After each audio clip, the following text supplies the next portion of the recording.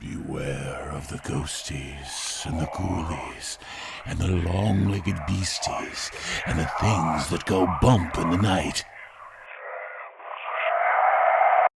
Good Lord, deliver us.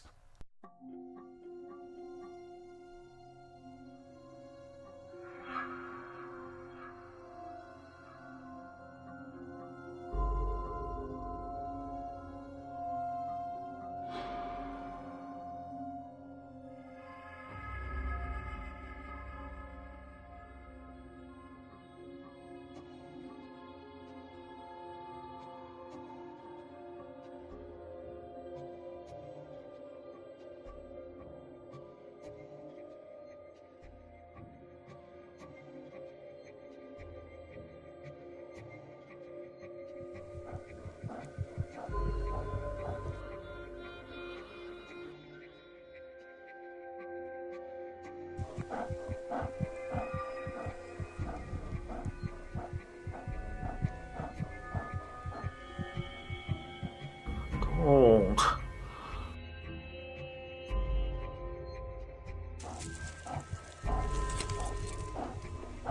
No.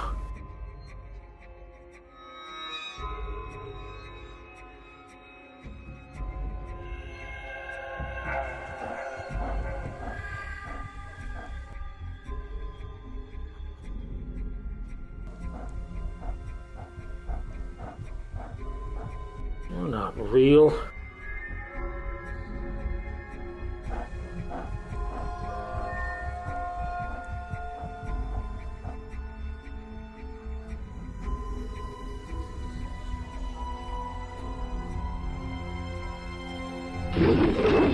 Go away! Oh, good grief. What a dream. You were right, Grams. Nightbumpers are a curious lot. It's a good thing you gave me this protector. I wish you were here today to see these creations of mine. These children of the night. And who are you, pray tell? No secrets from me, you know. Guess we'll discover that in time. Well, no rest for the wicked, they say. Back to work, Iron Man.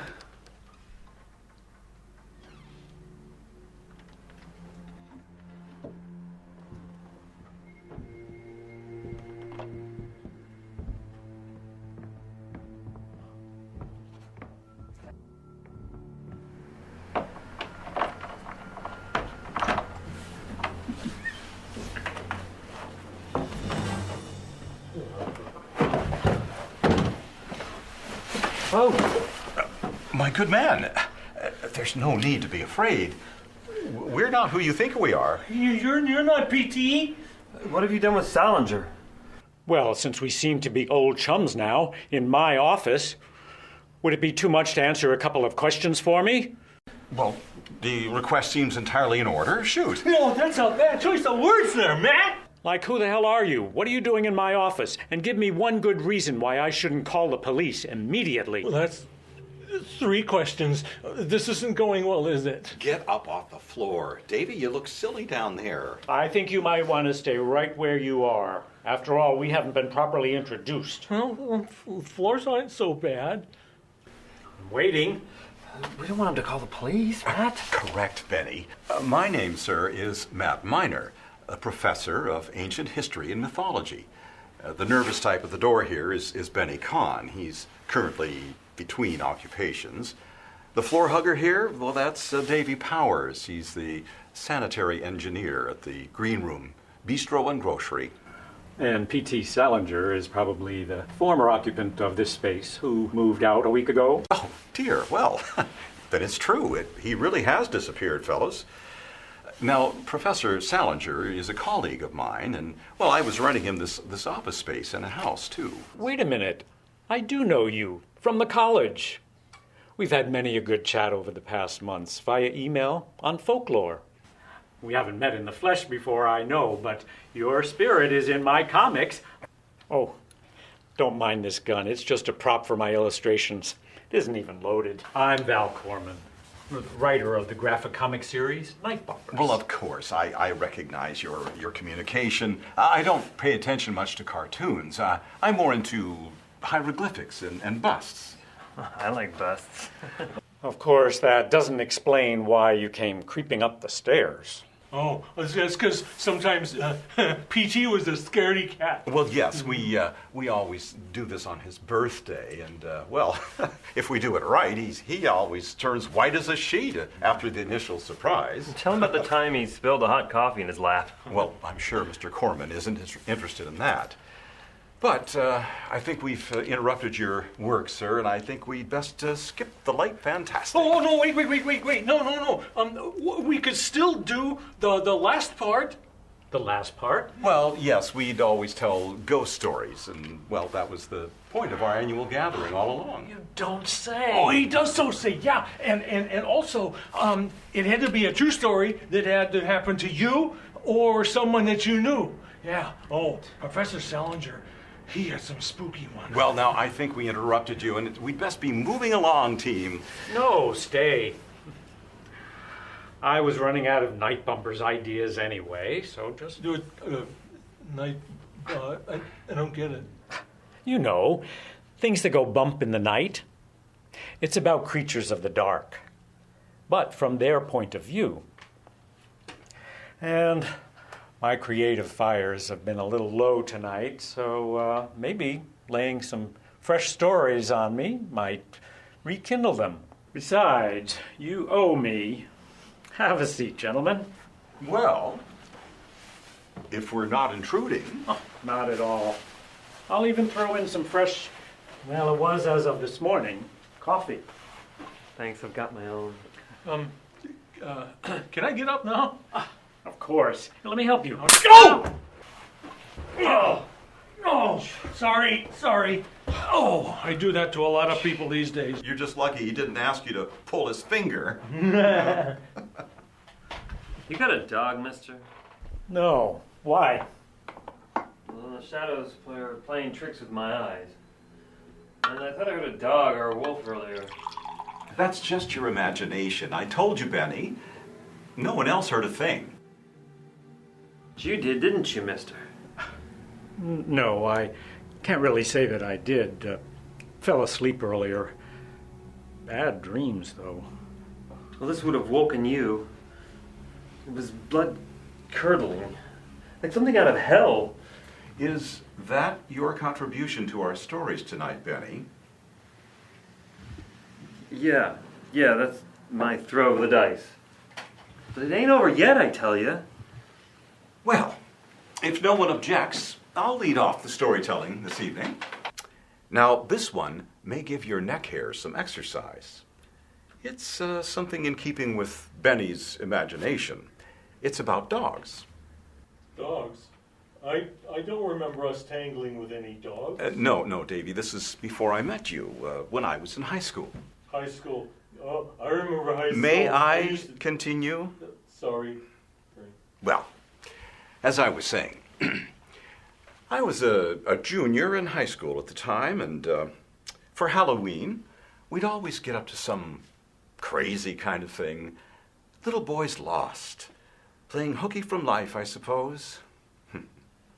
Well, that year, we went out to Battleground, to a burned-out cabin in the middle of a thicket of trees in a field to spend the night. And we just settled in with our beers and our girlfriends snugly in tow when we heard a howling coming from the field area. Well, we figured it was the farmer. Maybe he'd seen our flashlights and he was coming out with his dogs to investigate. Trouble is, though, from inside that thicket of trees, we didn't know which direction the sound was coming from. So we formed a circle, and we all fanned out in opposite directions, and the first one to see anything would warn the others, and we'd hightail it out of there. When we got to the outer edge of the trees, there was no one in sight. Then the baying started again, but this time from behind us, from the thicket of trees where we'd just been.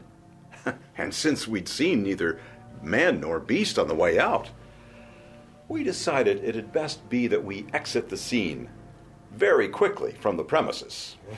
Oh, that's a good one. Yeah, that's a winner for sure. We found out later that some years ago, those hunters had locked their dogs inside that cabin on their way into town for supplies. Somehow, a kerosene lantern had been knocked over. Those dogs burned to death inside that cabin. Hounds from hell. That's what they were. Very possibly, Mr. Kahn. Can I do mine now? Go for it, Davy. So, I was a freshman in school, and we was doing this haunted house benefit in this church in downtown Vancouver, and it had a bell tower and everything. Yeah. It got torn down a couple of years back. I was a werewolf then. Yeah. I should have known. Another hairy creature. Does anyone see a common thread through all this? Threads? There were no threads. It was fur. Anyway, I used my mom's raccoon coat. No more exaggerating, Davy. Don't tinker with the tale. Okay. Well, it was a dark and windy night. Davy, now just be real. Be straight. I'm running. Sorry. Sorry.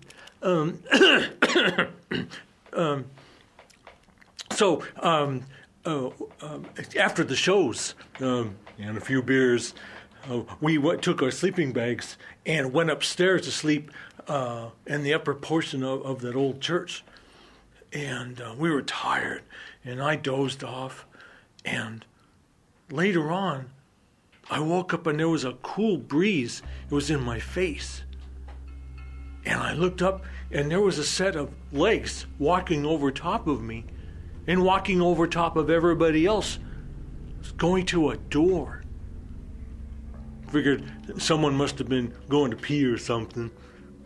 And I dozed back off. And later on I woke up. There was that breeze had come back.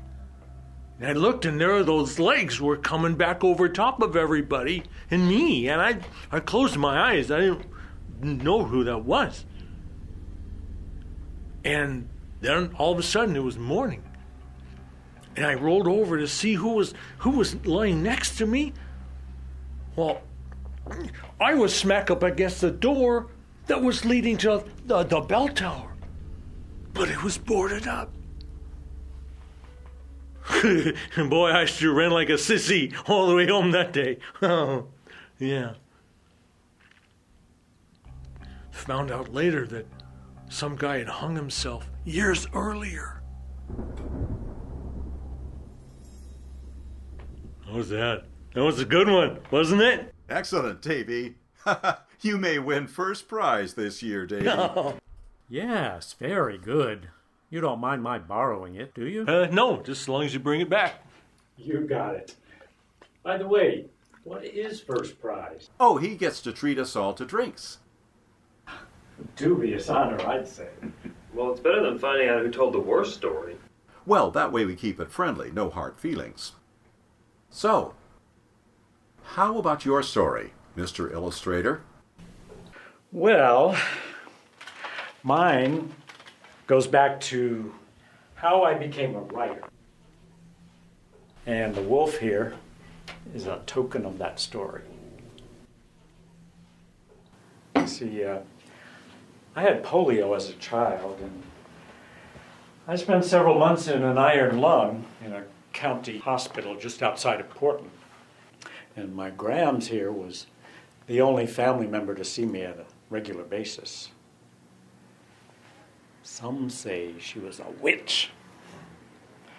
But she saved this lonely kid's sanity by sweeping me up with her tails into uncharted lands of unicorns and wizards and beautiful maidens.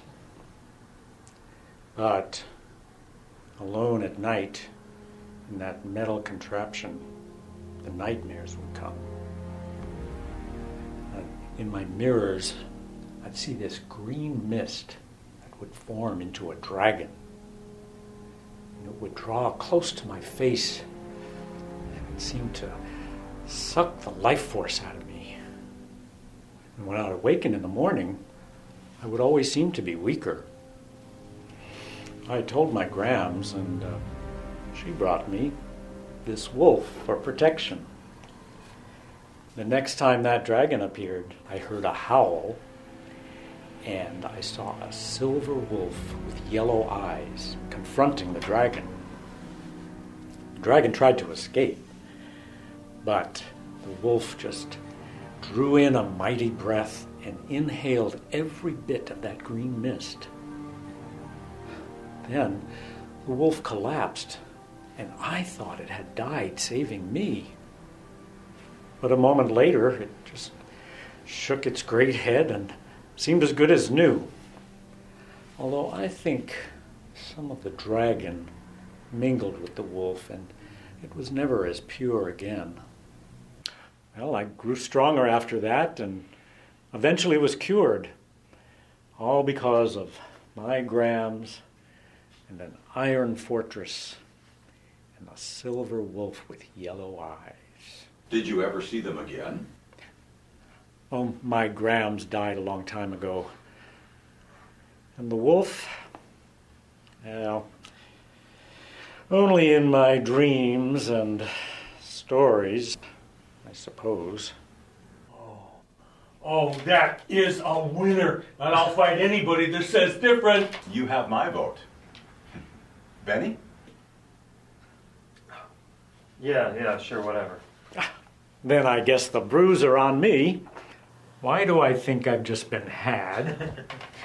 Well, you're a good sport there, Mr. Corman. Well, lucky for you, I just stocked up.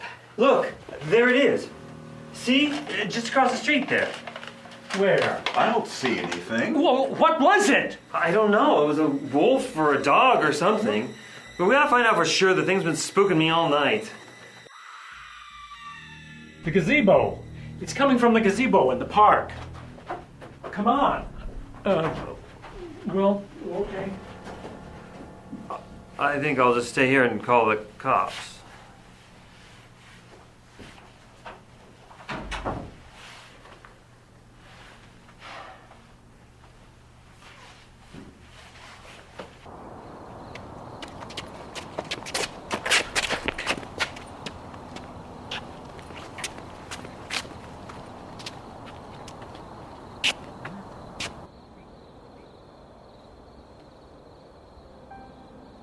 Stay back. I've got a cross, and I'm not afraid to use it. Back to whatever pit you came from. You... Demon? Unclean spirits, back to hell with you! A bit over the top, wouldn't you say? Just a bit. Don't you laugh at her like that. I'll protect you, miss. Well, you're right, Davy. Perhaps it really isn't a laughing matter. Oh, just the tension of the moment, I'm sure, but unclean spirits and a cross? Where did that come from? Well, sounds like verbiage from your line of work, Val. Too many horror films, I guess. But I saw it. Change. Crouching, crawling. The bus was late. It sprang at me and then it rained here and those teeth. Claws. Now, why don't you slow down and just take a moment to catch your breath? It wasn't right for you two to laugh at her like that. Well, truer words were never spoken, Davy. I'm sorry about that, miss. What happened, young lady? From the beginning. As I said, I was waiting for the bus.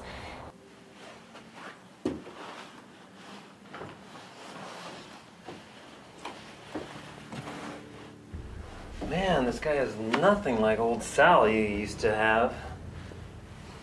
Oh.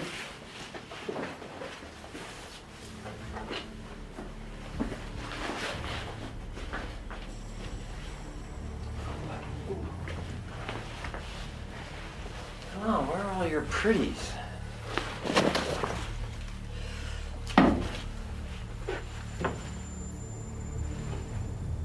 Of course. You've got to be worth something, Mr. Beastie or Ms. Beastie. There it is! There it is again! I know I wasn't imagining it. That thing, it just ran up the stairs to your office. Well, Benny's up there calling the police. Davy, you stay here and don't let anything get to the girl. You got it. No one gets past me.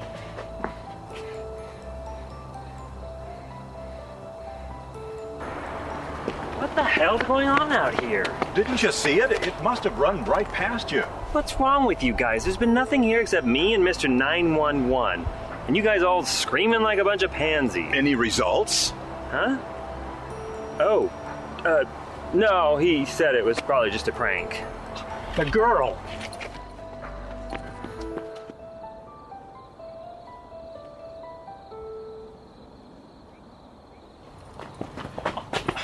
Where is she, Davy? I think he got her, Mr. Corman. She's gone. So, we've lost the wolf and the girl? I think I need that drink now. I'm with you, Benny. Val, you are the host, you know. I'll join you in a bit. Hey, Mr. Corman, Yes, Davy. how does she know that those stairs went to your office? Well, I Well, think... and how does she know that your office was on the second floor? Well, she must have, Davy. I don't really know. Oh, shit.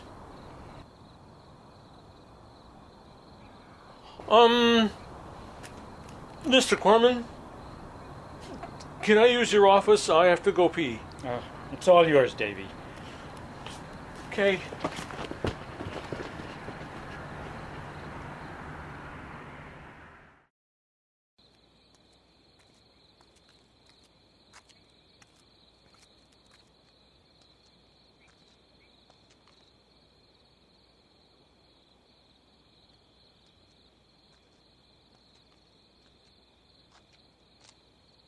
So, tell me again about this chick that Benny picked up. It was the other way around, I assure you. He spots her across the street as we were coming back over here, and, well, she gives him this come hither look, and he was gone. We won't be seeing him anytime soon. Well, how about you? Any romance in your life, Mr. Corman? Good heavens, no. Not since... Well, it's been a while. I guess ever since that polio incident, I may be living on borrowed time. How so? I think I may have lost something back then. I don't know what for sure. And maybe so did my protector, that wolf. Rescuing comes with a price. Sometimes I feel as strong as an ox, both feet on the ground. But other times... Yeah, other times you feel invisible, huh, Mr. Corman? Yeah, it's like people treat you like you're not even there. I know. Now, you referred to the wolf as a female. How do you know that? My Grams didn't put much stock in the male of the species. I was her only weakness, I guess. If she were going to send a protector, it would be female.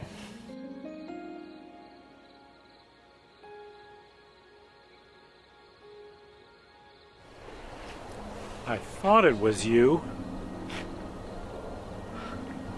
Darker hair last time. And a bit shorter, I believe. I almost didn't recognize you. Aren't you afraid? Not with you guarding me all these years. never seem to age. Special memories never do. Grams would be proud. But you look tired. Can I do the guarding for a while? Job's not done. I think Mr. Dragon Breath may be back as well. Besides, I can take care of myself. Oh, I can tell that. But you should be a bit more careful. Spot of blood on your lips. Oh, and here's a little something else I took from that nasty man.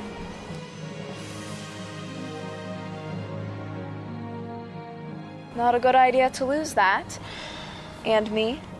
Thank you. It's good to see you again. The web grows long and the days shorten. I will always be a part of you. Wherever you go, I will follow, and the pact is upheld. Oh, you do love your old fairy tales. You may have to enter into our world more often to become educated in the less romantic side of us mortals. Can't help it. You bring out the creative beast in me. My lovely Dell. My muse. Now, can I escort you somewhere? How about back to your office, where we can reminisce about old times? This could be the continuation of a beautiful friendship.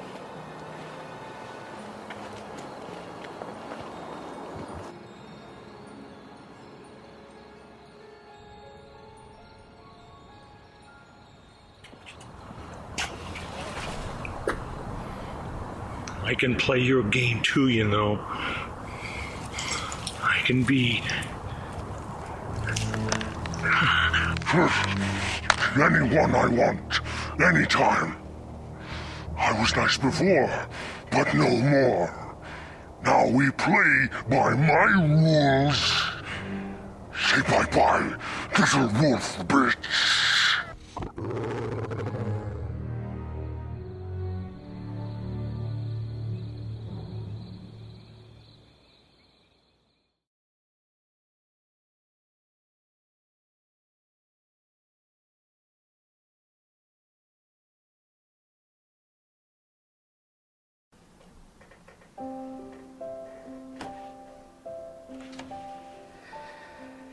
Finally finished.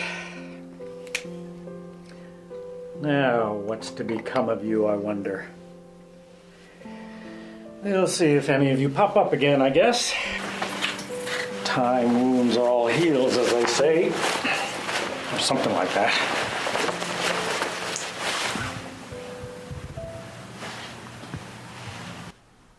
What have you done?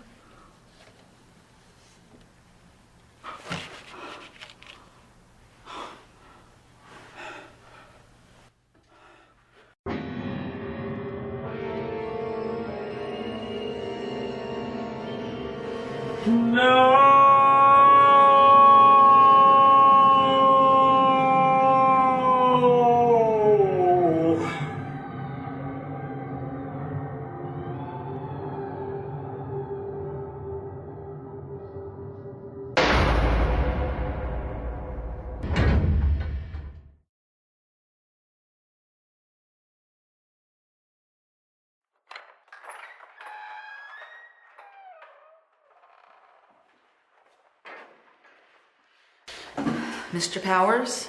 Dusty, please. We'll be seeing a lot of each other, I suppose. Dusty then? I read the police report. Name? Oh, sorry. Jamie Quinn. I'm your lawyer. Yeah, court-appointed lawyer. I have no need for a personal private law firm. Can we get on with this? We have a lot of ground to cover. Oh, my apologies, honey. Look, I may appear to be ill-tempered because I'm not used to being manhandled, incarcerated, interrogated, under suspicion of a double homicide of one unknown individual, as well as my slow-witted twin brother. So you can imagine why I might be just a wee bit pissed off, Jamie. Understood.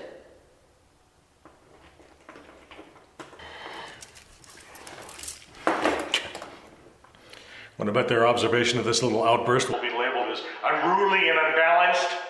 So, you want to go for the insanity plea? No, I want to go on living my life in early retirement from the police force, hunting, fishing, reading crime novels, whatever, and put this little hiccup behind me as though it didn't even happen. Did you kill them? Cut to the chase. Good. Okay, yes, it's true I was found at the scene of the crime. And it's also true that my brother and I had no love for each other. But neither did I wish him any harm whatsoever. Why were you there? And I was just as horrified as everybody else, finding that body torn to pieces with a head missing. They found the head. It was in the nearby woods and some bushes.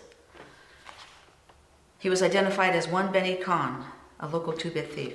Yes, and the other was my twin brother, Davy, who was burned almost beyond recognition. For what it's worth, it seems they may have been killed at different times and possibly even different places and put there. Really? Sounds like somebody knew what they were doing. That still doesn't explain why you were there. You hadn't called the police, and as an ex-cop, you should have. Hey, I know the routine, all right? But the cops had been called. And they arrived just seconds after I'd gotten there. Now, doesn't that smell like a setup to you? I didn't know. That still doesn't answer my question. Why were you there?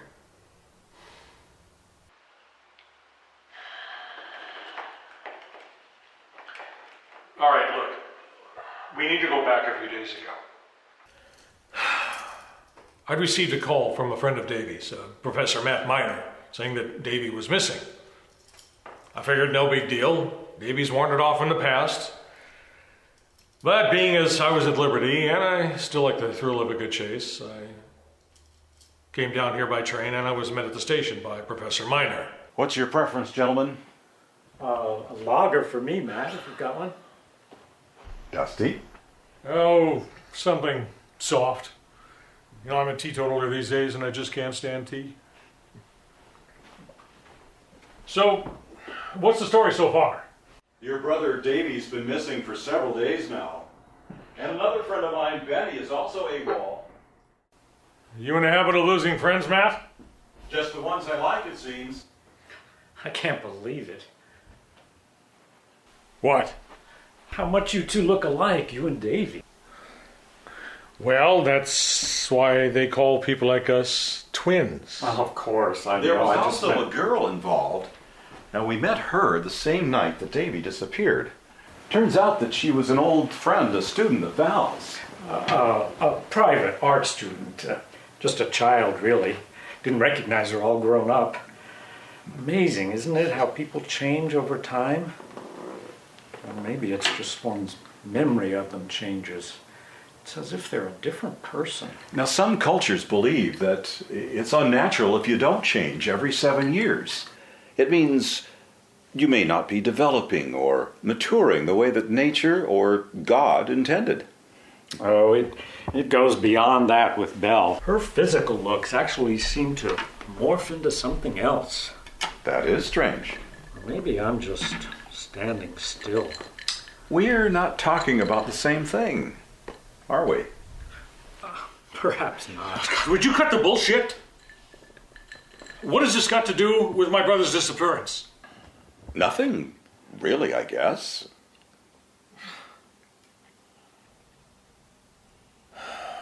Okay. Well, he might have wandered off with some strangers. He believed everybody, and everything was an adventure. He was easy to manipulate. I don't know, maybe I should have just... Well, things might have been different. Like? Well, he didn't like hunting like I did. And I tried to teach him to shoot, but then the state stepped in and... That's not important, really. So this chick is missing too? Indeed. God, this just gets weirder and weirder. All right, so what's next? We hired a private investigator, J.D., from J.D. and Associates. His office said he should be here any time now. I don't like these vigilante sorts. I mean, psychics, dicks, you know the sort. Although I must admit they do skirt around enough of the law to provide some valuable tidbits occasionally. In this case, I believe it's the only way we'll get the full story. Don't pay any attention to him, Dusty. He's a writer.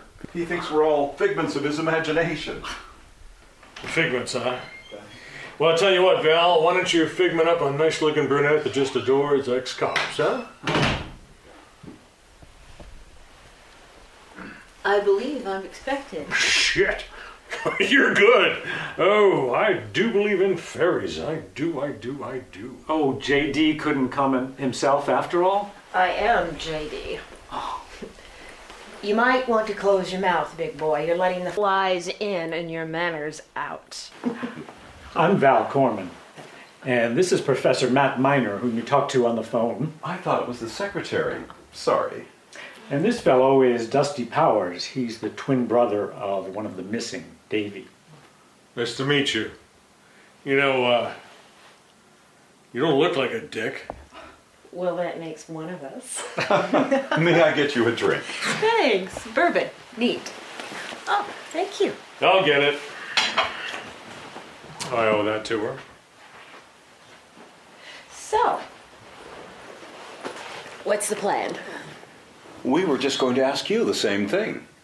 Remember, I work for you. I'm on your clock. Now, what do you know so far? As we told Dusty, a friend of mine, Benjamin Kahn, had disappeared several days ago in the company of a female. A girl, huh? I see. Go on. Well, my office is on the row, or was. Was? Yeah. I got spooked from all the strange happenings over the past few days, and Matt said he could loan me one of his rental houses just off the road, so I moved some stuff into it. A colleague of mine, P.T. Salinger, is away for a while, and well, he disappeared the same time that Benny and Davy did, and as far as we know, within hours of each other. Interesting. Salinger left a note under my office door saying he had to leave town for a while. He felt his life was in danger, and he asked me to keep an eye on the house and his possessions. I figured Val could watch the house as well as I could. A bit cluttered for my taste, but it suits my needs for now. You two were friends then?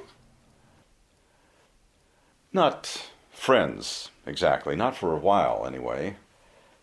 No, we had a falling out a while back. He may hold a grudge then. Anything else? Well, I don't know if it's important, but my new office on Officers Row, where everything started getting spooky, was Professor Salinger's office before I rented it. And I was told he moved everything out a couple of weeks ago, and it was clean. I mean, he didn't leave anything except a lot of nail holes in the walls. Although I can't see yet how it might relate, but an ex-student of mine whom I hadn't seen in a while suddenly appeared the same night that Davy and Benny vanished, at the gazebo near the end of the row. But now she's gone missing also. Yes, now there's the rub. Now, I think that let me finish, please. Now the connections are, as I see them, between Matt and Salinger as co-workers, and Davy and Benny as their drinking buddies, and then between Matt and me, sharing thoughts over the internet about the supernatural. Only academic in my case. But Belle, my student, was not involved, although she does tend to appear and disappear on a regular basis. And my brother Davy is also nowhere to be found. He's somewhat mentally challenged, and he's wandered off in the past. He spent most of his childhood in a religious orphanage. Myself, I was in foster homes. I see. And to answer that next obvious question of yours, yes, it's no secret we didn't get along. You're a cop, aren't you? Ex-cop, yeah. How'd you know? It was the scent of donuts in the air. Just kidding. Some officers here told me about your exploits in some high-profile cases. Good things, I take it. Let's say checkered, to be nice. Since you two were the last we know of to see them... Except for the killer, of course. Who said they're dead? Bad move, Dusty. You ought to know better. Want to confess now? Look, I always assume the worst. It's part of that checkered past of mine, I guess. But that way, if there is a crime, I'm on it immediately. Point taken. Any additional info from the police? Well, they've been mum on the subject except for that preliminary missing persons interview. I have some contacts there I can talk to. And I may stake out that gazebo you mentioned, Val. Can I call you? Oh, anytime. Here's my card. Now, the address is no longer accurate, of course, but my cell phone number's the same. Nightbumpers, Inc.? Oh, I've heard of that. Writer of comic books, are you? I prefer graphic novels. Careful, J.D. Now your prejudice is showing. Touché. By the way, what does J.D. stand for? Jane Darling, if you must know. J.D. sounds more businesslike in my field. Then J.D. it is.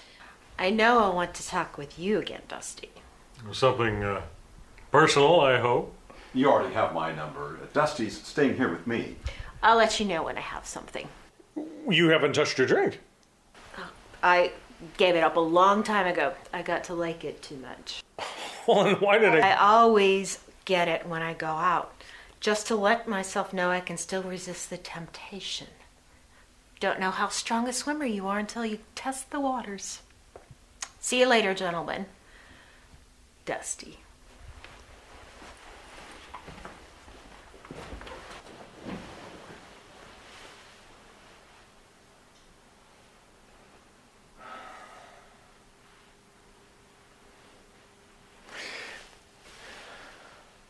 I think I need this more than she does.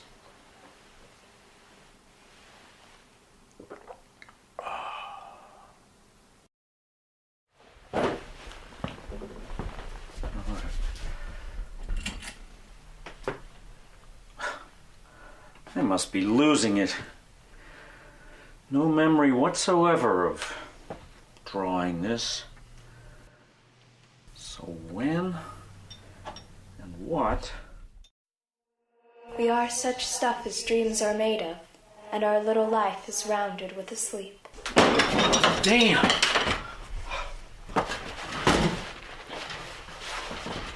My bell? No, not your bell, but your muse for now. You are as babes on a beach, with only endless grains of sand to entertain you. The muse inspires those pudgy fingers to write your destiny upon the virgin slate. Once writ, we move on. And in the end, we are what we are, and we play our roles the best we can. So what will you have of me? My illustration here. Should I restore your drawing to its former state? I didn't draw. You must have. Silly. Your mind creates. Your hands are merely its tools. Sit, O wise one, and I'll show you how it's done.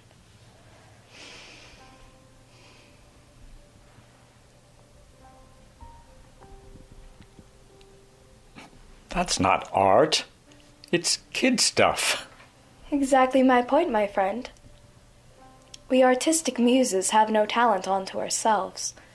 We are simply funnels of creativity that shoot through the artist, churn around a bit with their past experiences, biases, hopes and dreams, and come out as a piece of art.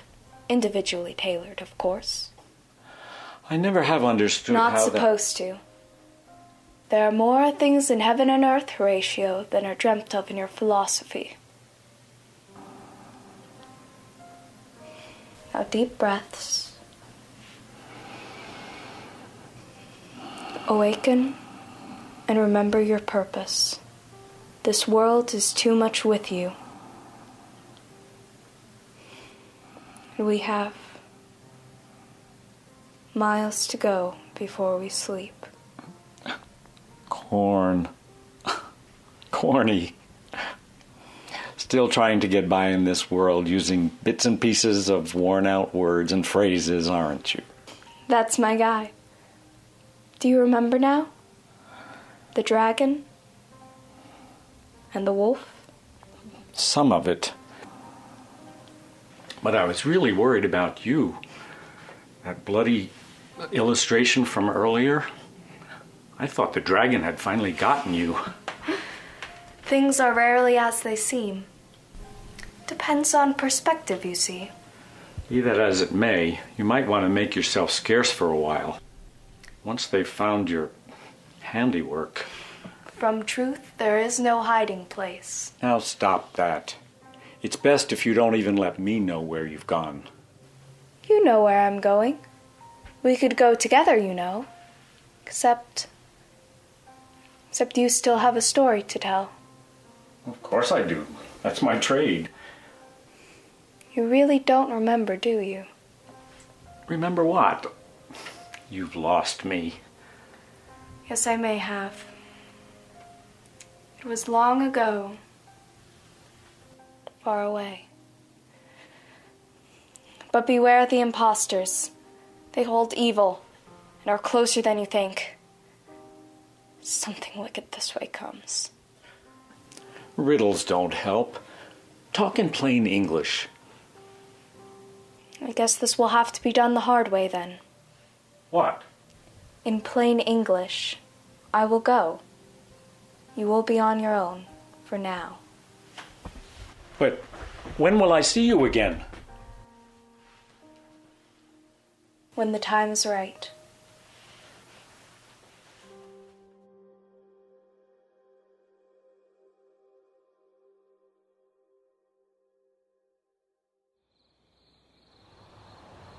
I'll miss you, my friend. You're probably right. I should make myself scarce for now. And here is where this new adventure all started. I'll leave. Just not sure I can come back again. Remember, Val. Remember what? Who's there? I'm JD, a private investigator. Are you security for the park? Not really. I'm looking into some disappearances of a couple of people, one of whom was last seen here. Thought I'd stake out this area in case somebody showed up. What's that got to do with me? There's also a girl missing. A student of Val Corman's.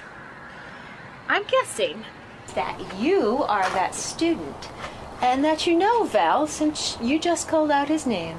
Oh, give the girl a Cupid doll. Name, please? You can call me Belle. Okay, Belle. The police are looking for you. Are they indeed? Oh, I suppose that's likely. But since I'm alive and well, can I go now? Oh, you can leave any time you want. But if you choose to help Val, you may want to... Then, may I leave? Sure. As long as the answers to my questions are truthful and complete. Promise I can leave then? Cross your heart and hope to die. Okay. Then do it.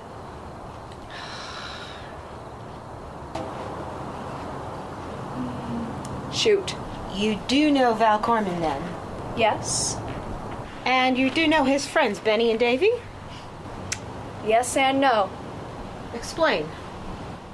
I knew them, but they weren't his friends. Benny was a common thief, and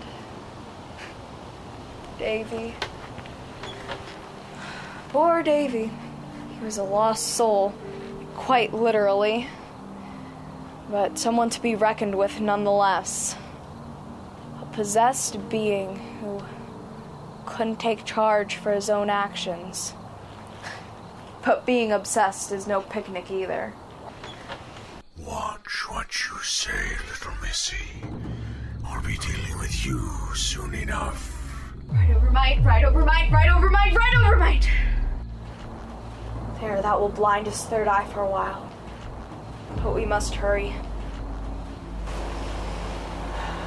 What just happened? Protection spell. Val's Grams was a gypsy. Use it when things get creepy. You knew Val's grandmother. Yes, she was my mentor when we were children. Okay. The deal was to be truthful. I am as far as I can. Well, here's my problem, Belle. Val is in his 50s, and you're nowhere near his age. You weren't even a glimmer in your father's eye when Val was a child. See how that complicates things? Tempus fugit. Time flies. I had enough Latin in my Catholic school days to choke a Roman. Now, did you... I came here before and will be here after. I am from another place. I have been called to safeguard all stories. And the story, it runs into itself, you see. And all your yesteryears may be merely dust unless... Unless? Unless Val can remember who he is. Or rather, why he is. The darkness is out there, gobbling up all the stories and the storytellers. Beware the dragon, understand? Not a word. I am his muse for now, his creative self. But the darkness does not like beacons of light. It can hide and change itself. As long as I am here, it is a danger to him. You are connected too, Jane, in more ways than you can imagine. How did you Help him to remember on his own. Remember what? And know this too, I will do anything to foster the changing and stop the darkness. And if you, or Nat, or even Val do anything to impede that, I will be forced... That sounds like a threat to me. I think you better come with me. Look to your own houses. I must away before the break of day.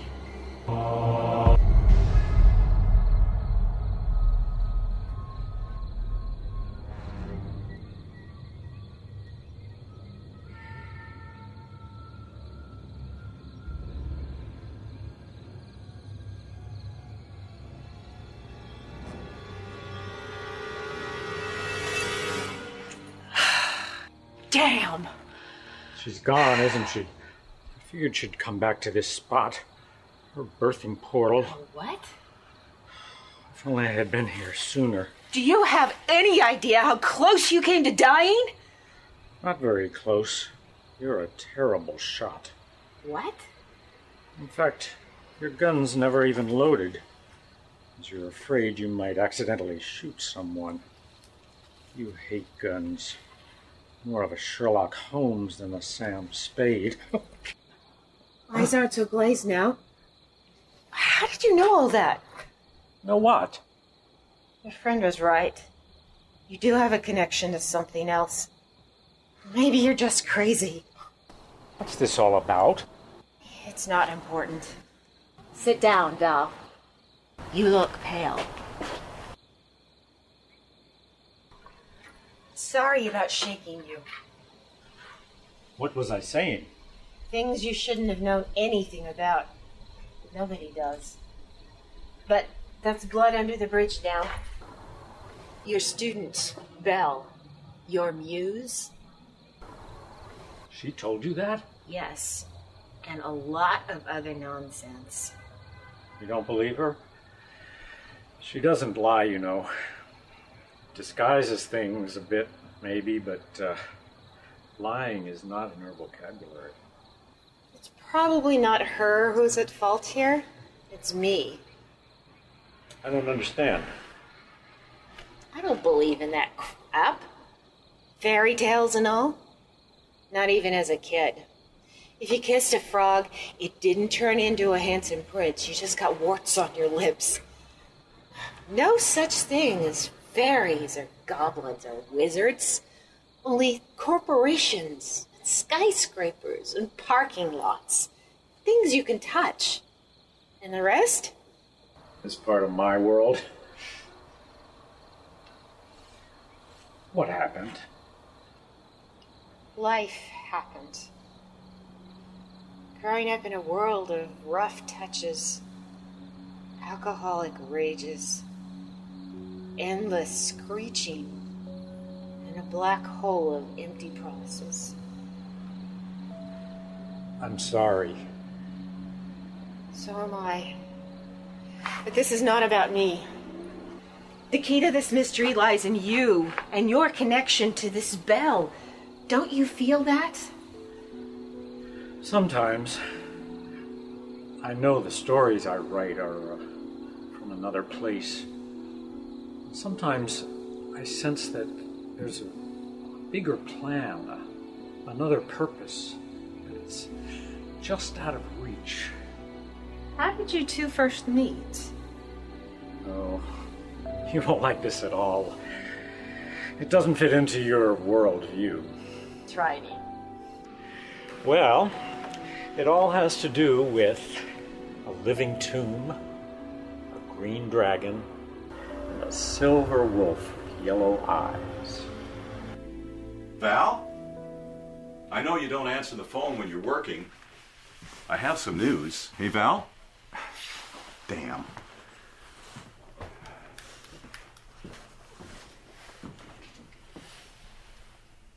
What the hell is this? Yeah, this is for Dusty.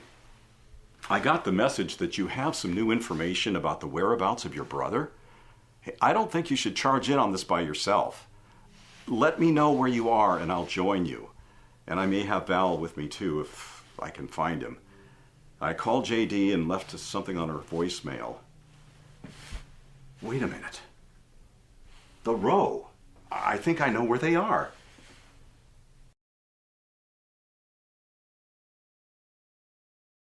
And something else too. Hey, gotta go. Call me. And she's been with me ever since. Well, she disappears for periods of time, but she always seems to be there when I need her. Do you know where she goes? No. And yet I feel that she's within reach, just behind a door. If only I had the key. So, what do you think? I think you're nuts. Something out of one of your own stories. So, you won't help? Let me finish. Just because your brain is mush doesn't mean there isn't merit to this case. Strange as it may sound, I believe in your girl. There's an intensity in her that rings of truth, and in truth lies facts. Now, that's a world I can believe in. Besides, she believes in you, so I guess I should too. Friends? Let's take that a step at a time. Glad I caught you two. Where is it? Where's what? A thing. It was... Well, never mind. It's gone now. What's the matter? Dusty got a call while I was out. Something about evidence in the case. He had to leave. Where'd he go? I don't know. But, well, the note said something about meeting someone near a bridge by the river. Oh, well, that narrows it down. There are probably 20 bridges in this area, and at least half a dozen rivers. Well, we best get started then. Where to then? We'll start at the nearest one and then work our way out. We'll take my car.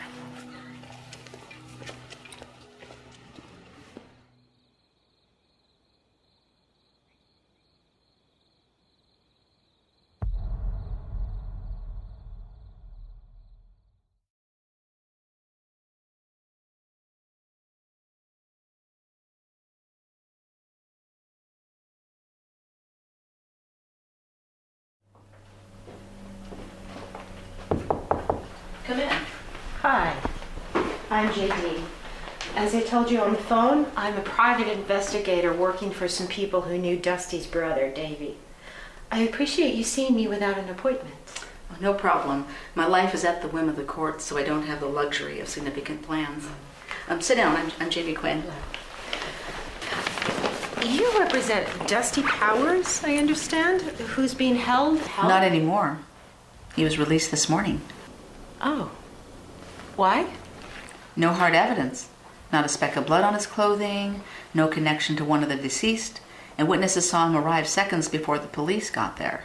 And being an ex-cop doesn't hurt. Know anything about a Professor Salinger?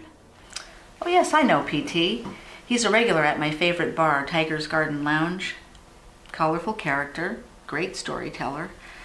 It seems he and another teacher from the college, Professor Matt Miner, used to go on expeditions together. Quite a team. Yes.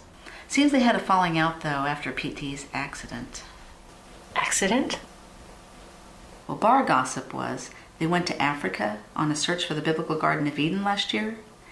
They got separated by a storm. PT disappeared. A couple of weeks later, when they found him, he was near death. He recovered, but he was changed after that. Changed? How? Well, for one thing, part of his face was horribly scarred. And in a fever delirium, he claimed to have found the garden and that it had a guardian of some sort. He also encountered something called the End Beast. Bullshit. Oh, how did he escape? Well, now get this. He was raving a bit, mind you.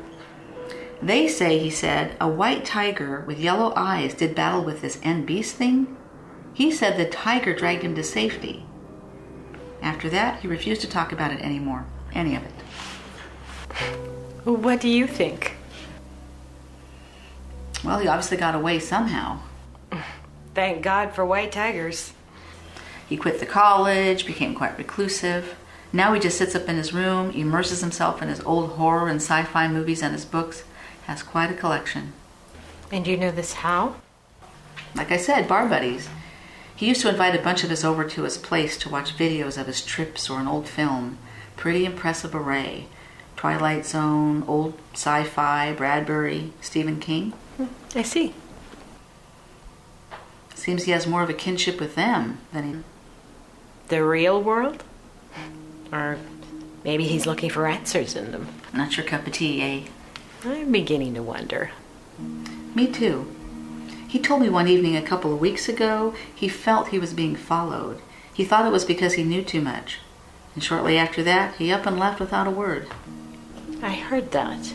And that was about the same time the murders occurred? Now look, if you think PT is involved with that, you're really barking up the wrong tree. Look, I don't mean to be rude, but I've got to run. Give me one more minute. I have something I think you should see.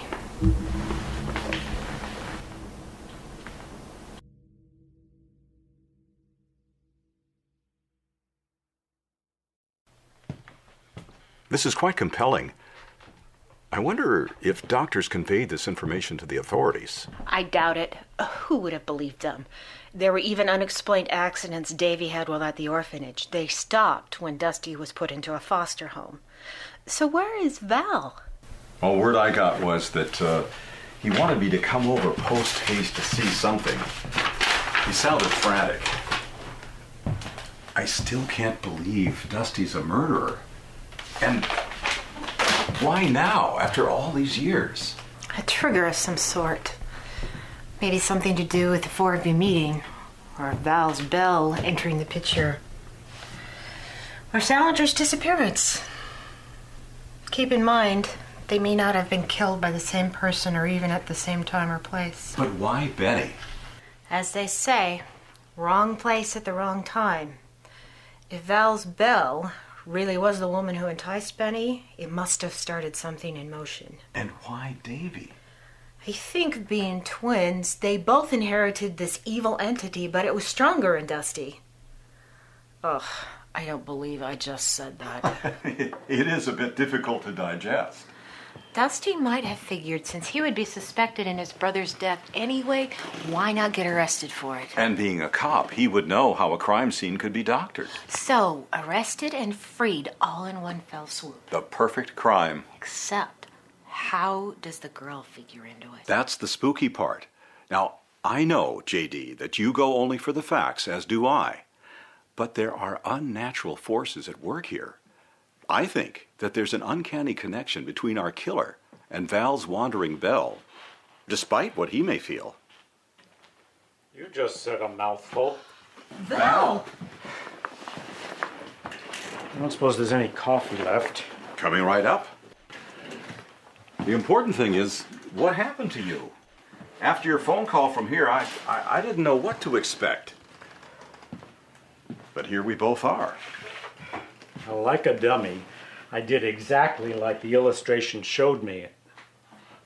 Damn! It's changed already. Thank you. Stop. All is well. Stop. Sounds like a telegram.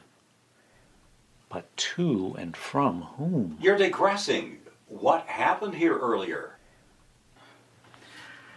I turned around and I saw this awful form standing in the shadows. Dusty? No, but it was familiar somehow. Face. A scar. Salinger. He's back? Possibly. It reached out for me. Then it shifted, changed. Another face. Hand. More feminine. Belle. She was offering me something. It's fuzzy, dreamlike now. I took it. Something raced toward the door. Then I guess I passed out. When I came to, I called you, Matt. Then I sped towards the park, the gazebo, trying to catch her. What did she give you? Huh? Oh.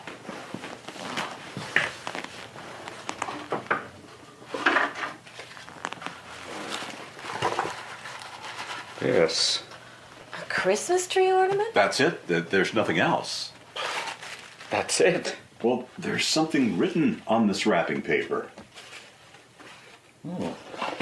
I can hardly make it out.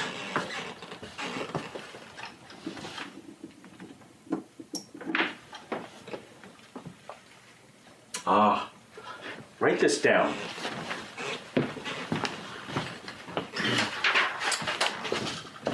It's addressed to the pure of heart. On Christmas Eve, hang low on your tree. When all in despair, and what do you see?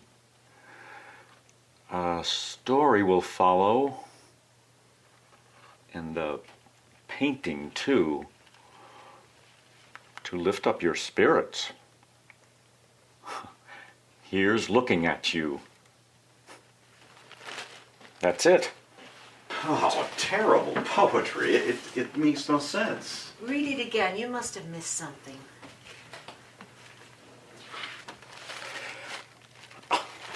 It's gone. The writing. It's completely vanished. Maybe you're supposed to write a story and do a painting about this ornament. But only after you've hung it on your Christmas tree. What does all in despair mean? And that here's looking at you nonsense? It sounds like a Salinger riddle. He was deeply into old movies. I think that's a quote from Casablanca. And pure of heart we ain't. Matt, this whole business is more your line. I mean, you're the expert on folklore and stories about beasts. And muses. The beast and the muse are seemingly interconnected, a separate entity, perhaps, but one can't exist without the other. Never heard of that concept. I have. There's some old religion in the Far East that's concerned with a god that has one head with two faces. Yes, Abraxas, a lone god, but with two faces. One, the face of good, and the other of evil. Or, like Shakespeare's The Tempest, Prospero's creation of Ariel and Caliban. One is showing the good in him, and the other a baser sort, the yin and yang concept. But why here? Why now? It's the stories, and the storyteller. Stories have the power to shape human experiences. And when your muse, whatever she is, came along, it set in motion a whole series of events that could snowball to bad ends unless... But my stories are rather harmless trifles. How could they upset anything? We are all made up of stories. Oral and written history, even cave paintings. They're all stories of the human experience. We each have our own personal stories, which are interconnected with other people's stories, and their friends' stories, and on to incorporate the world, the universe. Without stories, there really might be no existence. But things you can see and touch are always there. That's my world, an existence I can believe in. But we have to pass these stories down in some form of communication. What we can touch isn't the total of who we are. It's what's inside our souls, our dreams, our myths. Stories are the total of our existence.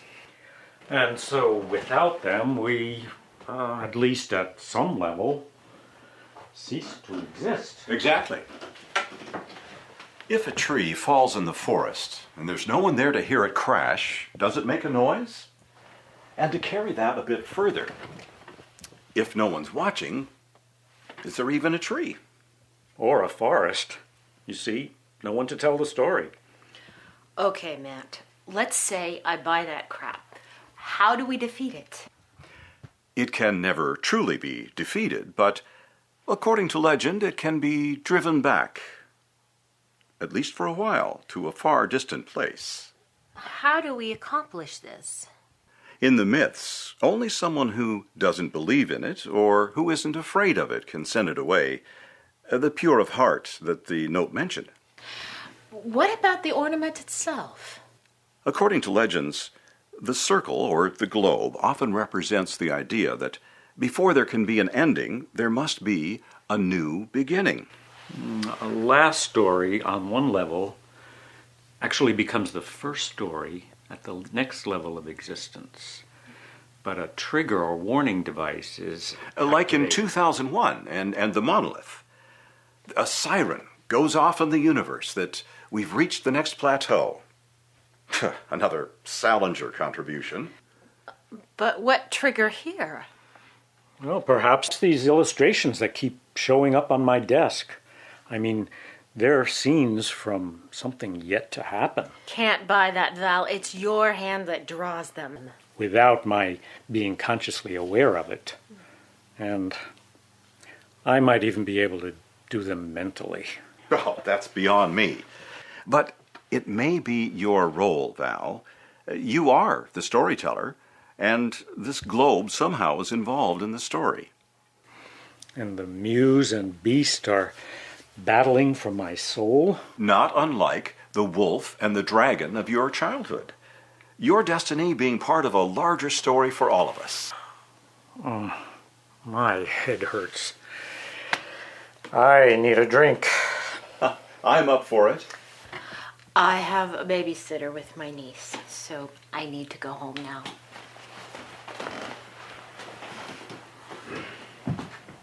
I'll let you know if I find out anything further.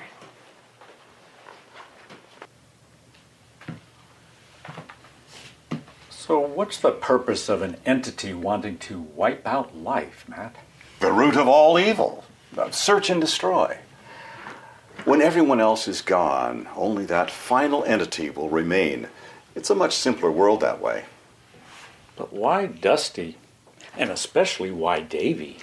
Know that he and Davy, too, they were only pawns in a larger game, and they can't be blamed, really, because they weren't in control of their actions or the consequences of them. Doesn't seem fair. It's not. But, according to modern spiritual theorists, necessary. Whenever man needs to reach a plateau, a catalyst is necessary. A catalyst could be a poet, a musician, philosophers, prophets, kings, demigods, or storytellers. Jesus, Michelangelo, Shakespeare, Mao, Hitler, Tutankhamun, Copernicus, Machiavelli. You. But some of those are so negative. even evil. Exactly. And agents of light and dark are probably sent as guides or detractors for all of these people.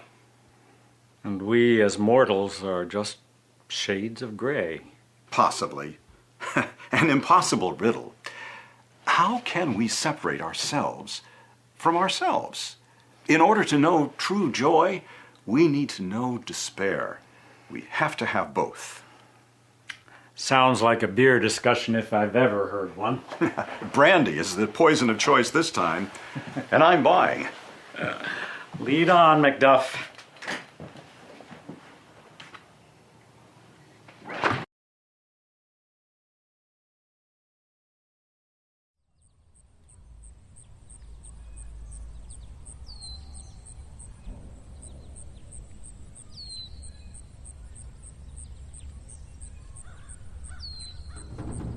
May I join you?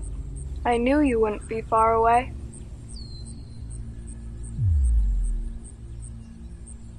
May I join you? Of course.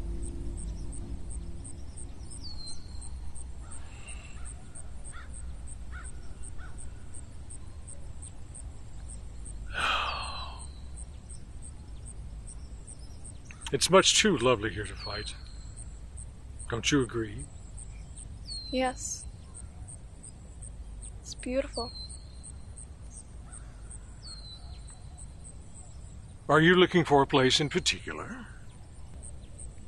Maybe I could help. Wouldn't you like to know?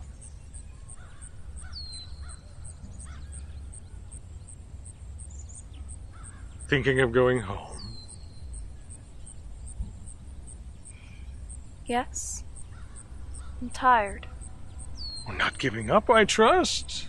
Why not? In the end, there will be no real defined winner or loser. Oh, but it's in the fight, my dear, in the struggle wherein lies the drama. Besides, these mortals are such amusing toys, with the games they play and the webs they weave. Why do we do it? It's in our nature, after all. Besides, what else would we do? And that, my friend, may be our downfall. How's that? What if one day they wake up, discover that they don't need us anymore? Their stories don't need any gods or devils, that they can get along quite nicely without us. What then? Ah, yes. Which came first, the chicken or the egg? That day will never come. Then we will cease to exist. Don't you see, without their stories, there is no purpose to any of this. No hope, no history, no reason for us to threaten or praise them. We all lose, don't you see? All I see is a desperate attempt on your part to distract me. Besides, they're much too arrogant and self-centered to let us down. No, they will always be in love with themselves and in awe and in fear of us. You may be right. Where are you going? To recharge my batteries. Look, no fight, no challenge. How about a compromise? Perhaps. He won't find you, you know. Val. He may not be the only one looking to the stars, and then what, old friend? Oh, a Confederate, eh? Kudos for your side.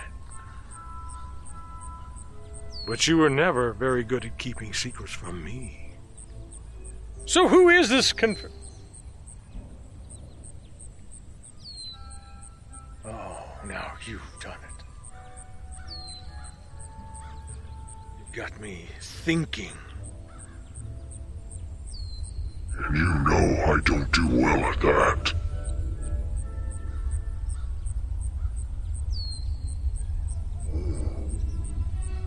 What then, indeed?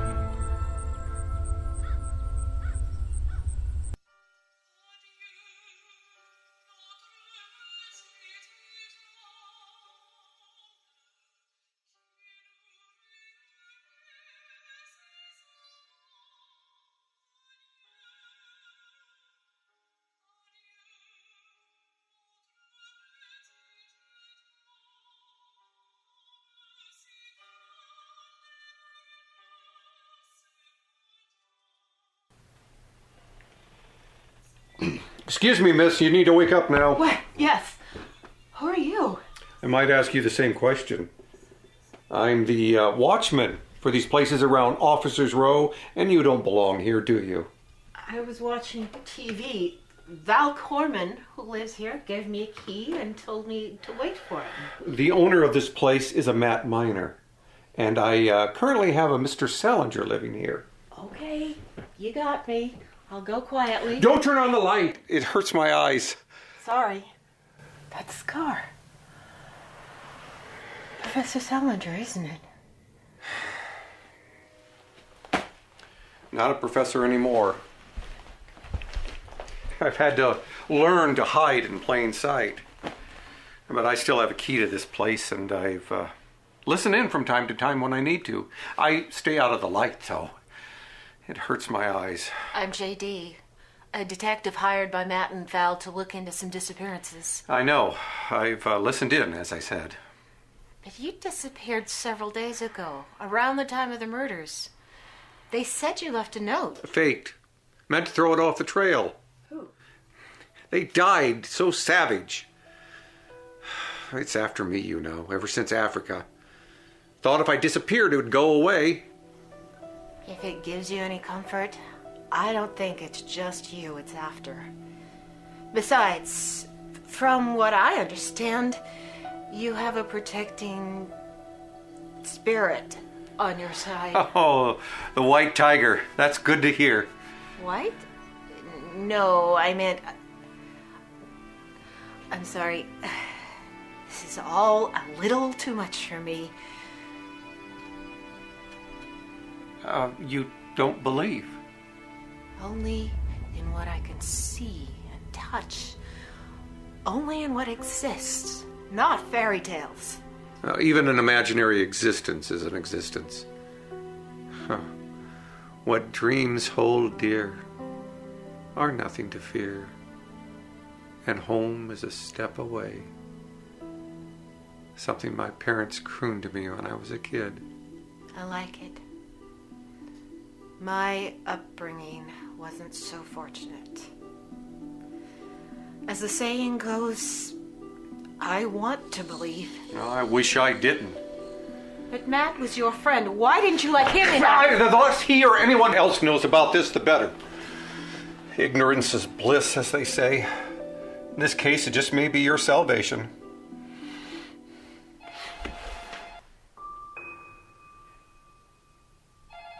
Don't.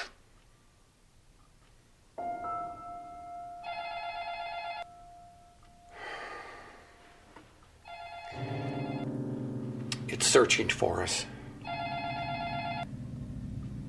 It knows we're here. Nonsense. An empty gun isn't going to help. Maybe we both better calm down and move away from the doors and the windows. I'd like to know where my enemy is. Wait a minute. How did you know my gun wasn't loaded? I know a lot more than that. Ever since my journey into that damn blessed place. Tell me. Haven't you heard anything I've said about not knowing? I'm jaded already. Besides, I know most of the story anyway. So, continue, please. It changed me, you see. Now, the power of this place, the hold it has on you, this garden, this land that never was. It was only supposed to be in children's stories. But we are the stories. I've learned that much. What happened out there? Something opened up, and I stumbled through.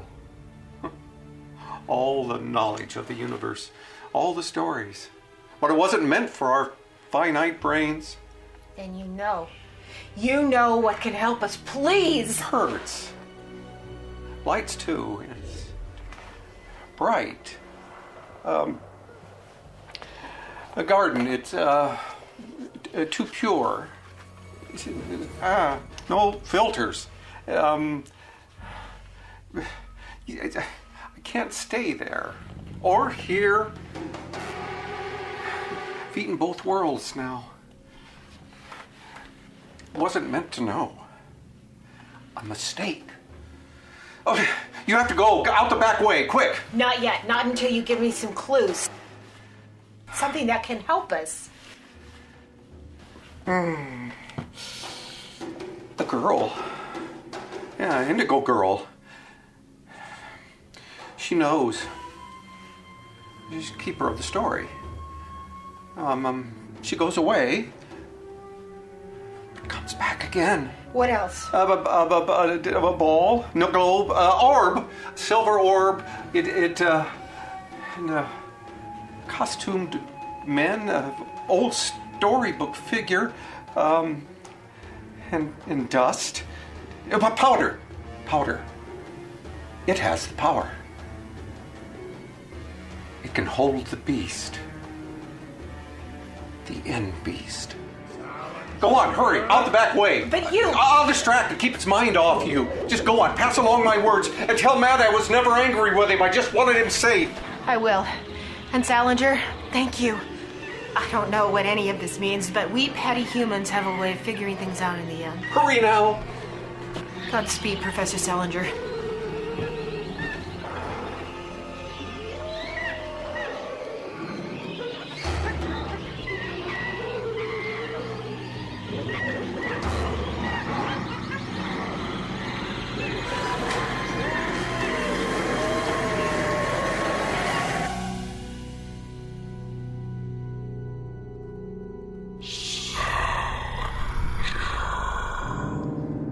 Not this way.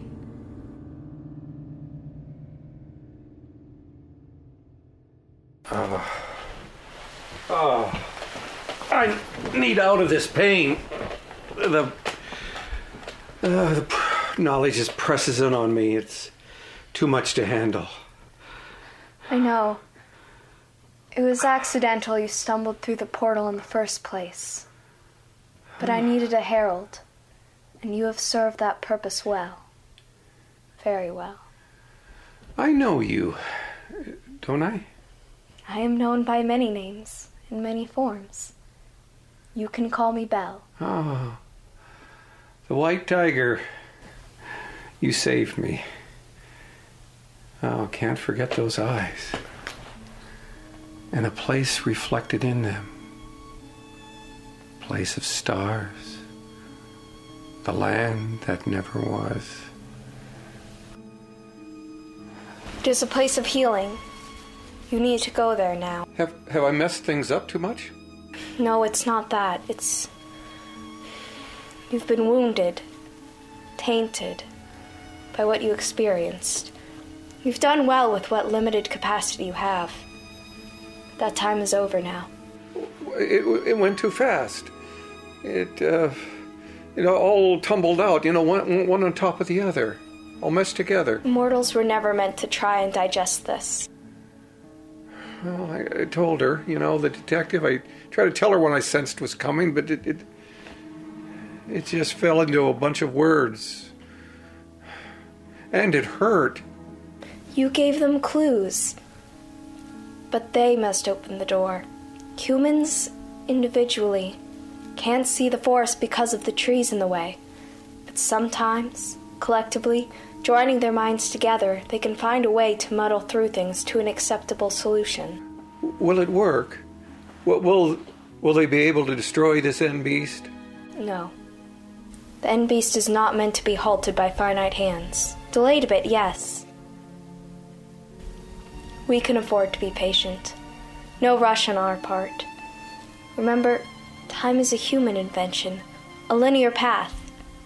Our level is filled with circles and portals. You're losing me.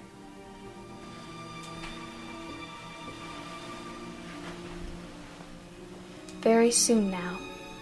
Then peace. I'm afraid.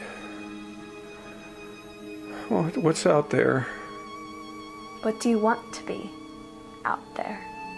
Oh, my consistent companions. My furry friends, my puppies.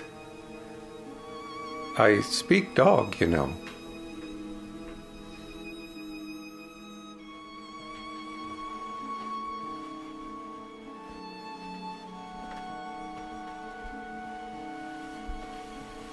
Let's go see. What's it all about, Belle? I can tell you this. Poets are closer to the answers than scientists, because science has self-imposed limitations, boundaries. Writers have none. Only their imaginations. That's good to know. I feel like Moses, being able to see the promised land, but not being allowed to enter it. Will I be able to come back to see how it all turns out? You may not want to. Close your eyes. Now think good thoughts. With thinking of a beautiful white tiger with yellow eyes, who I owe my life to, work.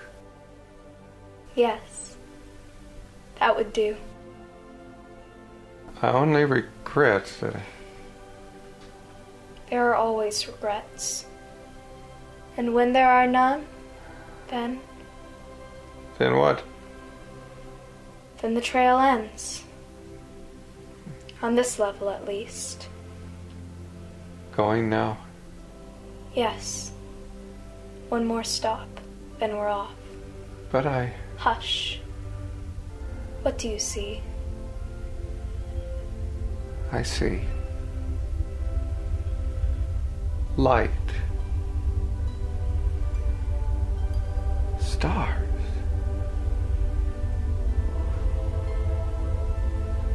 One bright star. It shines. Oh, it does shine. So brightly.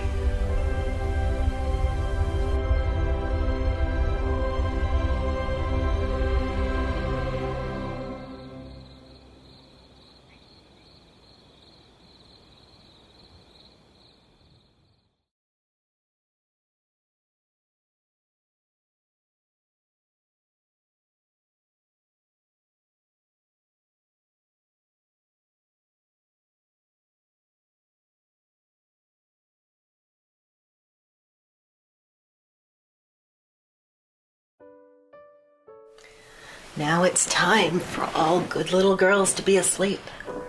Were you a good little girl, Auntie Jane? Yes, Faith. I always thought I was. Tell me. Once upon a time, there was a little girl who lived in a world of talking toys. Why? Because they saved her. Saved her? How? I mean, people outside her world weren't very nice to her. Why? I don't know. I always tried to be good, tried to do what they wanted, but they hurt me. Quit asking so many questions. You know I'm not any good at these damn stories. It's okay, Auntie. I know how the story turns out anyway. You do? Yes. She became a princess and found a little lost girl. And she became a princess too. And they lived happily ever after with their talking toys. The end. That's a good story. And I promise you, when you grow up, you will be a princess. But I'm not, you know. You're not going to be a princess? I'm not going to be here much longer. Oh, honey, that's not true. They're making great strides every day in finding a cure for your blood problems. We have plenty of time. No. An angel told me that I'd be going with her soon. To a place that didn't have diseases or sickness. That's nice, Faith, but not right now, okay? Not forever. Coming back. Changed. I don't understand what you're talking about. You talk in riddles sometimes. But there's something I have to do before I leave. Like what? I don't know exactly. Something about looking into a crystal ball. That's nice. Did you take your medicine? Yes. Then off to sleep with you.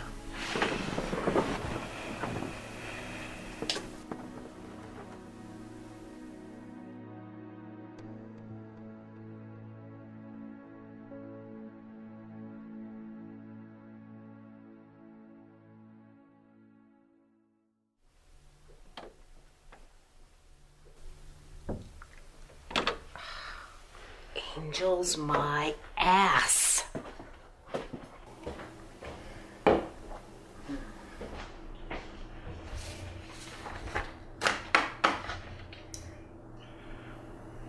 Crystal ball? Silver ball. The ornament. That's it. Val.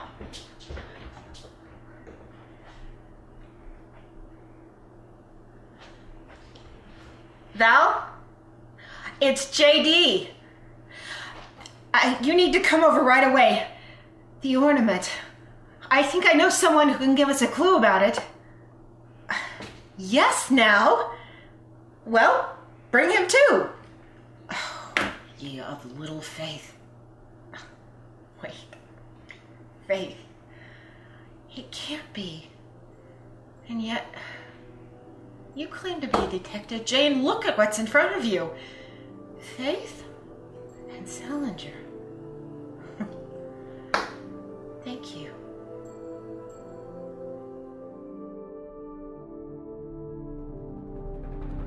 Your roles will be many, the paths will be long. The parting is coming, and all must be strong. But hope will appear in a form you know not, and all will be righted, the story is sought. Slip in slowly for now, for your time is near,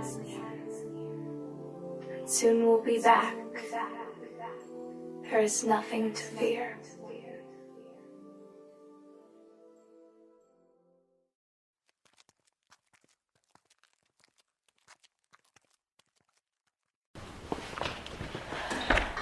I assume you brought the ornament with you? Of course. And I, being the trusty scribe I am, have the poem, using that term loosely. So, JD, you say you know someone who may know the secret to the ornament and those writings? Yes. After my sister died, I got custody of her daughter, Faith. As Faith grew older, she began having visions, vivid dreams. I took her to a doctor. And his opinion? Trauma. Imagination. She was all right in every other respect, so they felt she would grow out of it. But sometimes she says things way beyond her years. Indigo child. What? Well, indigo children are thought to have a wisdom and understanding far beyond their years, as if they were here to achieve a larger purpose that even they don't understand. Joan of Arc was purported to be one, and even that character in the film Whale Rider. It's all here, in my notebook. I told you I saw Salinger a couple of nights ago. He said we should be on the lookout for an indigo child. My Faith? Nonsense. He always pretended to have secret insights into things. Still in a world of his own making, I surmise. I can't find him. He wanted you to know, Matt, that he was never mad at you. He didn't tell you some things because it would have put you in danger. I see. Well, thank you for that. But wait a minute. It can't be. Not Faith. Why not? She developed leukemia a couple of years ago. Prognosis? Not good. There are medications, of course, but... Time is short, then. Faith has said something recently, hasn't she? Something that... She said she had something to do before she left us. Something about looking into a silver ball or crystal ball, as Salinger said. It's too coincidental. They must be referring to the ornament. I agree. Can we talk to her? Not now. She's asleep. I'm awake now. Sorry, honey. Did we wake you with our talking? No, Auntie. The angel did. Oh, see what I mean? Would you like to join us? Yes, please. Only for a little while, then. Here, let's put this around you to keep the chill off. Okay. This is Professor Matt Miner, a teacher, and Mr. Val Corman, a writer. I think we need to talk, Mr. Corman. And I have just the thing we need to talk about right here. It's so pretty. Yes. I got it from a friend. Oh, and there's also a poem. Matt?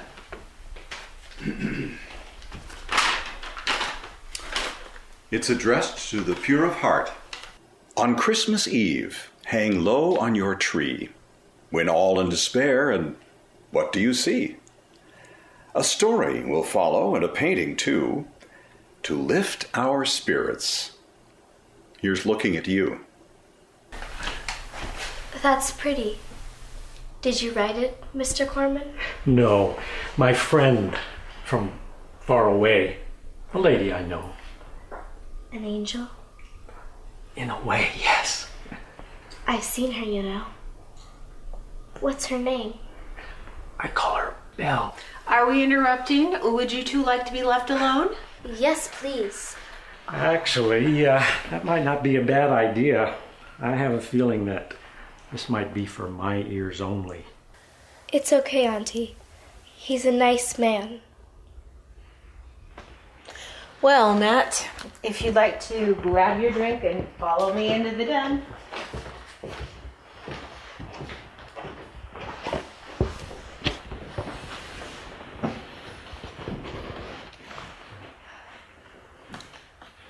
I'm going away soon, Mr. Corman, and I won't see you for a long time. But if I'm good, the angel might let me come back. Oh, I'm sure she will. And you may want to call me Val now. After all, we know stories, don't we? Stories that other people haven't heard. And I want you to tell me the story of this ornament and the poem. All right, Val. Once upon a time, there was a woman of light who was always good. But when she looked in the mirror, she saw a dark man who was always bad. And she got so angry with the dark man. One day, she broke the mirror, and it shattered into millions of pieces and spread starry light into the dark night sky.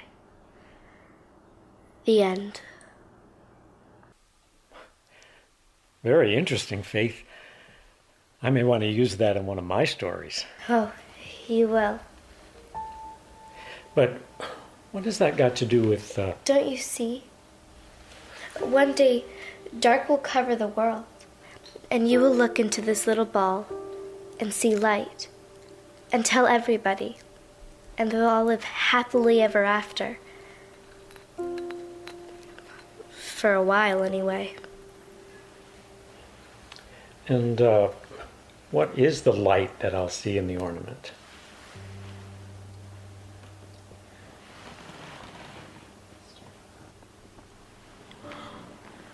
Of course.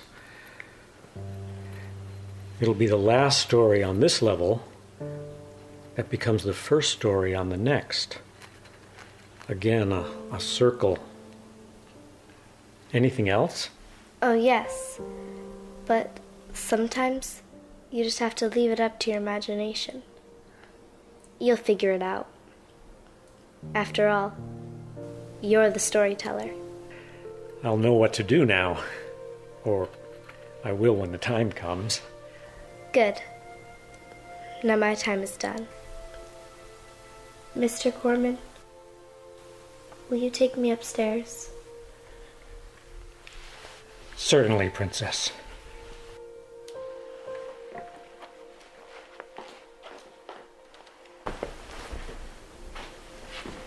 How did you know I was a princess? Oh, storytellers can always see the princesses. A little girl disguised doesn't fool us at all. Now to rest. Dust to dust. Dust. Powder. Salinger again.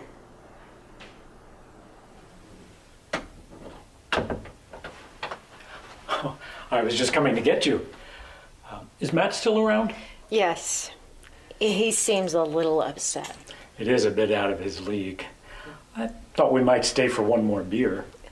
I'd like that.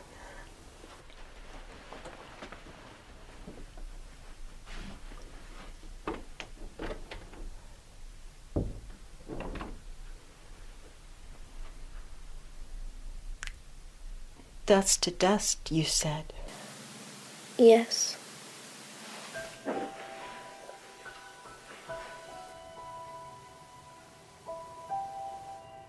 I think I understand now.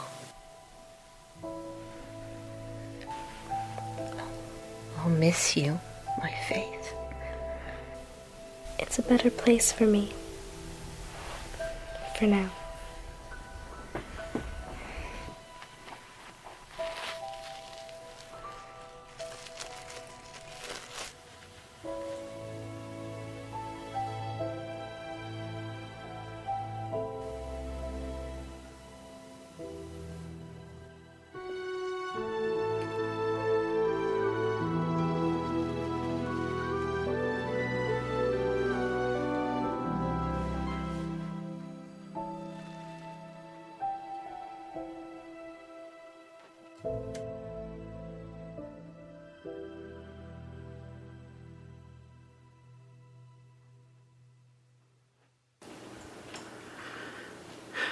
The ornament.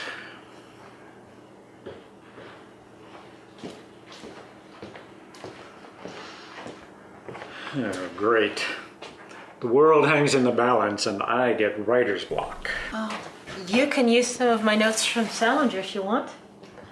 Oh, thank you. I might. So, Matt, want to grab one of those for the lady? I thought you gave up the stuff. I don't intend to drink it. I just want to know it's there, just out of reach.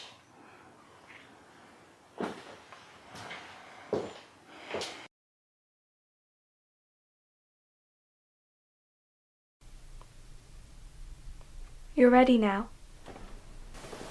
Coming?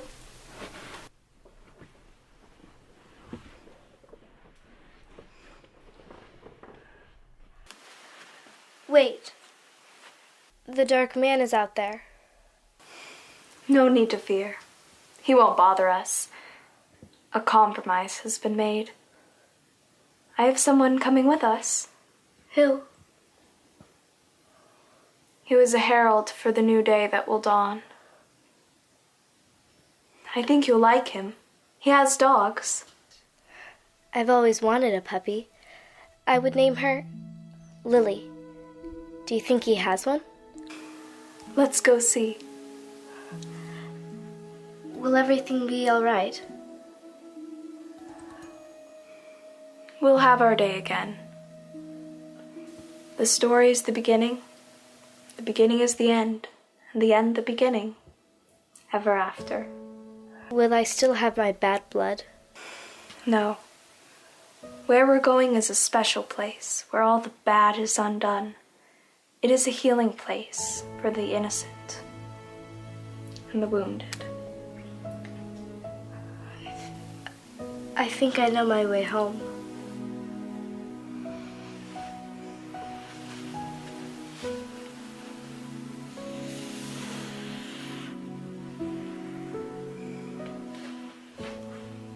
Show me.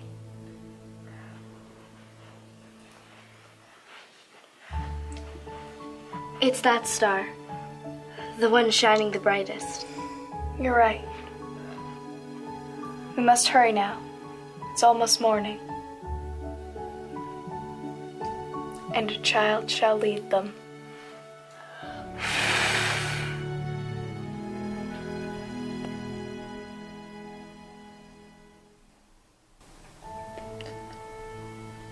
Godspeed.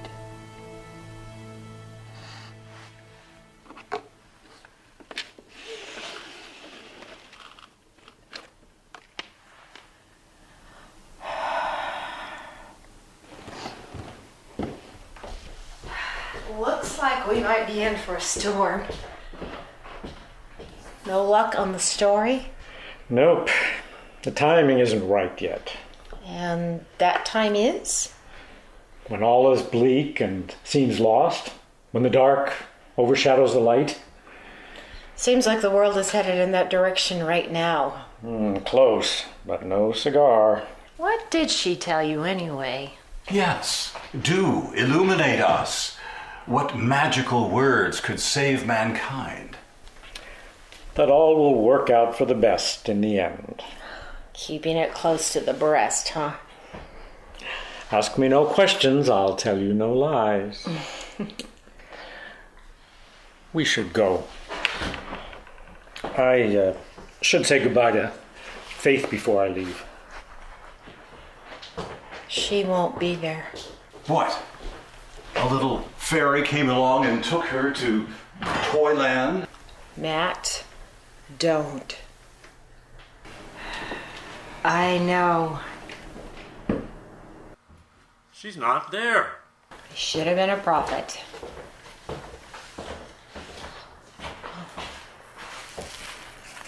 The dust that's spilled from when I caught Belle at the gazebo. Of course. But how did you know? For a writer, Val, you sure don't have much imagination sometimes. Well, if this is a time for truths, then you're a fraud. Excuse me? In order for that power to work, at least according to the stories, you must believe in it. You don't believe in anything that's not concrete. Right? People can change, especially when they have faith.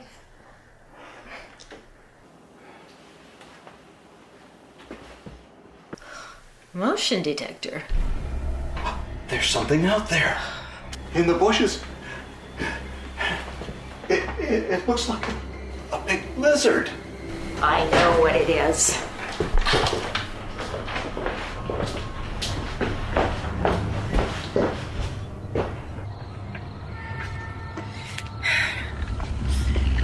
You can't scare me, you slimy bastard, and you know it!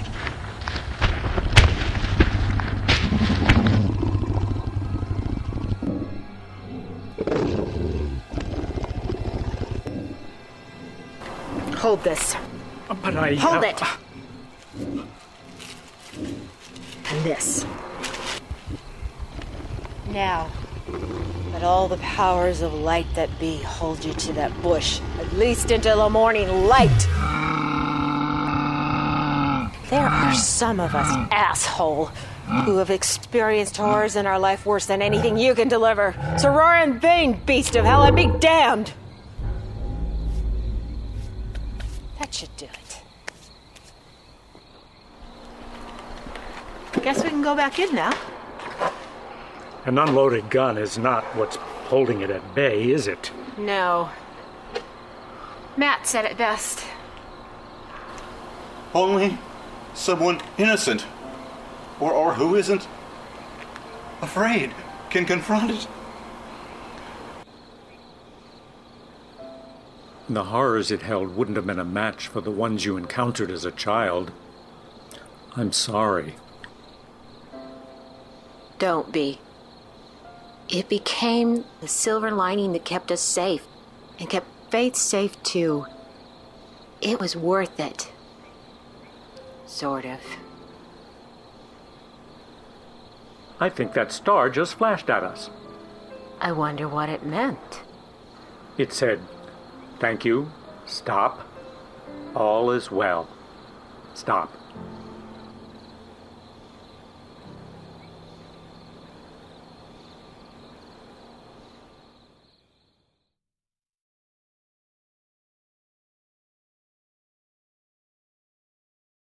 Okay. Does that feel secure, Miss Darling? Oh.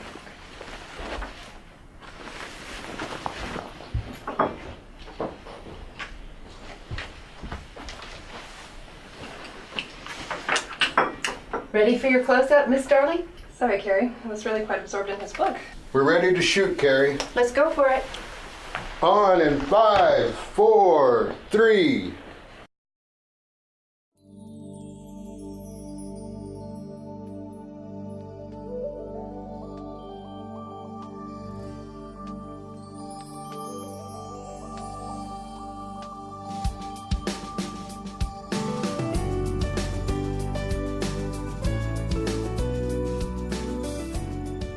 This book, The Ornament, is quite captivating, isn't it, Faith? Val Corman's been dead for a few years now, and his book is still #1 on the reading charts. Well, he did save the world, you know. Well, we all did, thanks to his story. Yes, his book inspired us. And to think it was released as a children's book. That's how he got it under the radar of the government. He became pretty reclusive in his later years. You knew him when you were a child, and he cited you as his inspiration, you know. He was a friend of my Auntie Jane's. I guess we did have a special bond before I went away. No point in asking again where you went, I suppose. Sorry, Carrie. Sworn to secrecy. Let's just say it was a place where people heal. But I'm back now to make sure people never forget this story and its importance to us. And now you're a writer in your own right. Stories must always live on and be told through generations. Our survival depends on it. Sounds like a Cormanism, if I'm correct. A little of both of us, I suppose. Will you grace us with a reading of that story now, Miss Darling? We are live, you know. Of course, Carrie. Although I'm sure most people know it by heart. The Ornament by Val Corman. The Drudges had finally found their heart's desire. The ornament would be history now. A silent history, they hoped. Myths would be stilled again. Civilization would be truly perfect now. No myths, no hope. No hope, no emotions. No emotions, no struggle. No struggle, complacency. A perfect world. They smashed the ornament with glee. The ornament which had evoked so much emotion and inspired so much hope. The ornament that was the link to the past, shattered and destroyed. The world would be back to normal now. Wrong. But the canvas survived. The image remained. As did the story, as the story always does. It circulated to all parts of the universe. It touched, it was touched. And the image and the story stirred in the deeps, in the hearts of the people.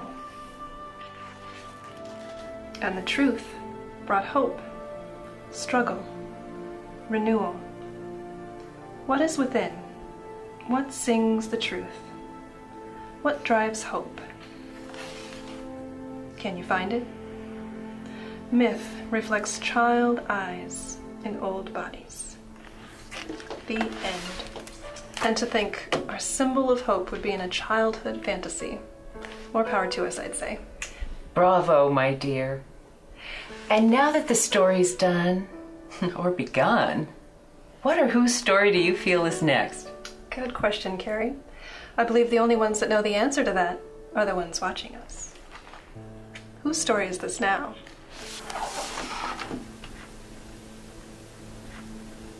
Here's looking at you.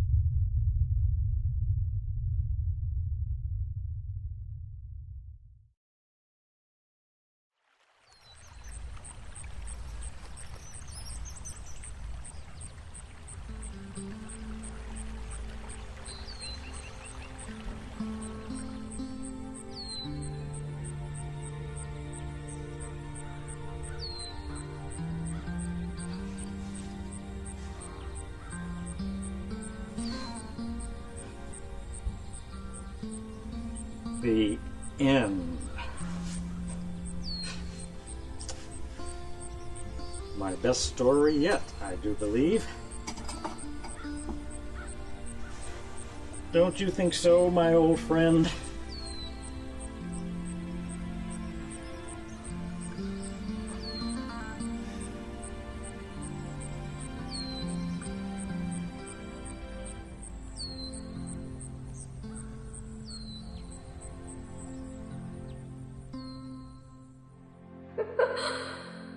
Lord, what fools these mortals be.